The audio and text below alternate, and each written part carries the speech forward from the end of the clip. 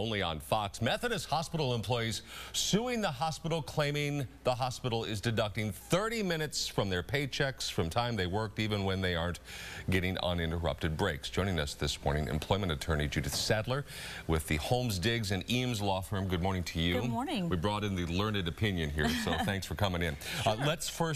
Let's assume the allegation is true. What kind of violation of the law might this be? Assuming that the allegation is true, it would be a violation that they're not paying the employer, Methodist hospitals or any of the hospitals they've identified, are not paying the employees for the time that they've actually worked. So just creating a circumstance, employee A, John Doe, says, I worked 8.5 hours. Right. Without a break, and Methodist is paying him for 8. Well, actually what Methodist is doing is they have an automated system. All right. So employee John Doe goes to work, and on that shift they deduct 30 minutes automatically from the time that he's claiming that he worked. Okay. During that 30-minute time, he's supposed to be taking a meal break. He's claiming he worked during the meal break.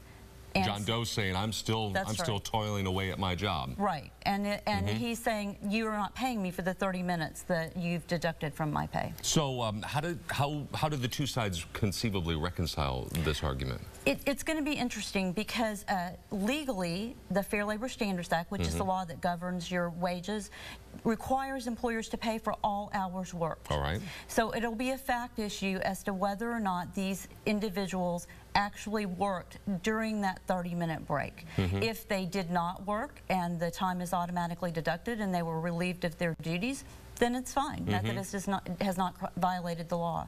If they did work during that time and it was a substantial portion of the time, then they should have been paid for the time that they worked. And so what sort of consequences quickly would Methodist face then? Methodist is going to be looking at back wages, actually liquidated damages in an amount equal to the actual damages and attorney's fees. This is the kind of thing that your particular profession looks at very keenly, isn't it? It is, and these kinds of lawsuits are very popular. They're trending now because the plaintiff's attorneys, if they're successful, must receive a reasonable fee. Every dollar counts at this point. Every dollar counts. Judith Sadler, thank you very much for the wisdom. We do appreciate it.